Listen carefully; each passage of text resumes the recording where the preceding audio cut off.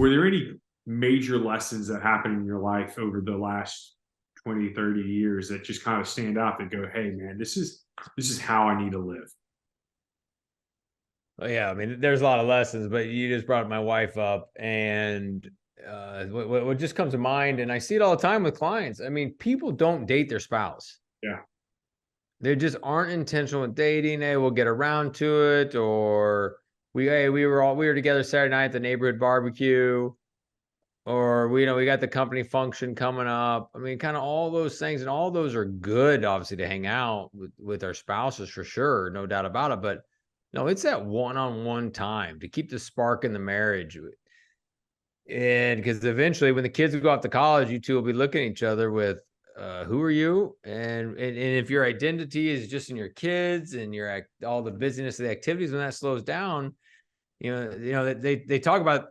There's a buzzword out there they call it the gray divorce, and how that's a big thing where people are getting divorced in their gray hair years Mm. because they were married, they fought through everything, but yet they can't figure out how to do empty nesting.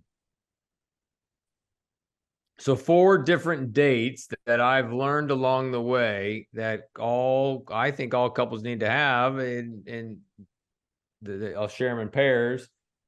The first one is one reason people don't like going on dates is because they're boring, is what a lot of people think. All we do is we go there, we talk about kids logistics, or we talk about this, we talk about that. It's not very fun. There's no spark. So the Mm. first date is a logistics date.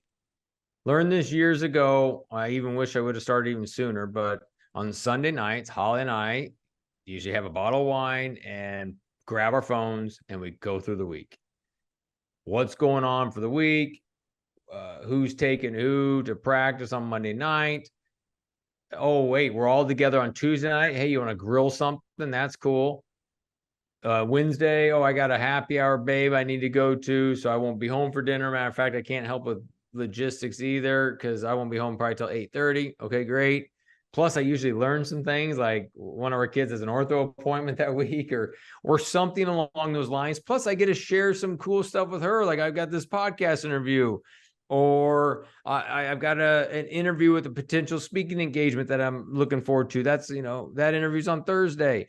So it allows both of us to be engaged in each other's lives as well as schedule coordination. Then you can have a love date where you actually, for us, we need to go on a date once every other week. So 2 times a month. So every other week we go on a date, and it's just, we get to hang out, we get to have fun.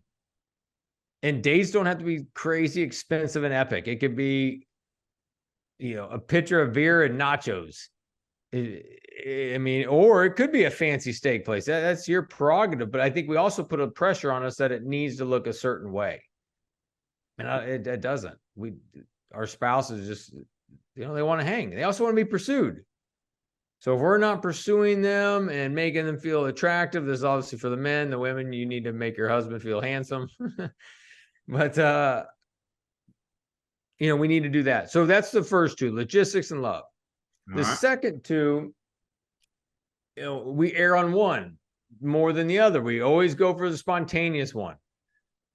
We do a date when the stars align. Well, no, it should be the other way around. It should be, we need to have scheduled dates. Because when we have a scheduled date, let's say we have a scheduled date on Saturday night. If somebody has a headache at 2:00 on Saturday afternoon, I'm sorry, we have a date on Saturday night.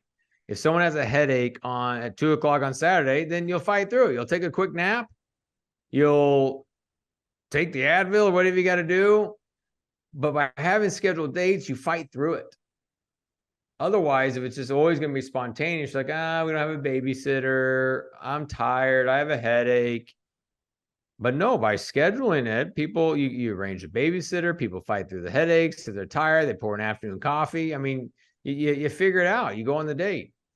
So scheduled dates, and then also spontaneous. Those are when the stars do in fact align. The kids are all at people's houses. It's 75 degrees. Let's go somewhere, sit on a patio and have some apps. So I think those 4 different dates, it sounds like a lot, but it's, if you just kind of get them on your schedule, it makes a big difference.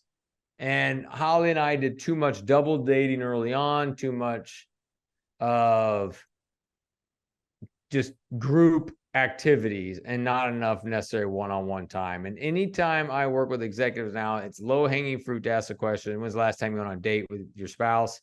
And they'll be like, well, a couple months ago, we had this one company function, and it's like, no, it doesn't count. Those do not count at all. So, anyways, that's a lesson. That for sure is a lesson that I've heard. Is just it takes intentionality to pursue your spouse, and the same thing for our kids. Like we need one-on-one time with our kids. Go get ice cream with them. I've been, one dream that I had years ago was I wanted to go on a mission trip with each of my kids. And in 2019, I went to Nicaragua with my oldest. And this summer, I went to Puerto Rico with my 15-year-old.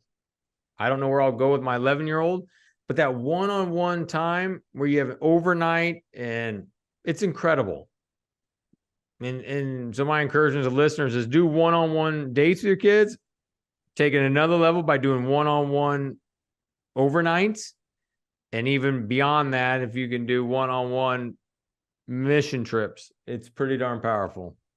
I love this. And I love this framework that you set out here, logistics data. I think we overlook how important it is to have those conversations of, hey, this is what's going on in my week. I mean, I know for a fact that, I know my wife and I have had arguments at times because we didn't just spend the time at the beginning of the week to kind of talk through what was going on, and it's stupid arguments, love date. And I think that's, without a doubt, you want to make sure it's a date that they have fun, but I'm also aligning this with our kids because I'm thinking like it's not as much of a love date as a fun day, something fun to do with our kids, right? Right. Scheduling that, making it a priority so that you fight through that. And then the spontaneous date, those opportunities when it's like, hey, all the kids are gone. Let's go to the local patio, hang out, get some appetizers, and just enjoy the night together, Right. Absolutely.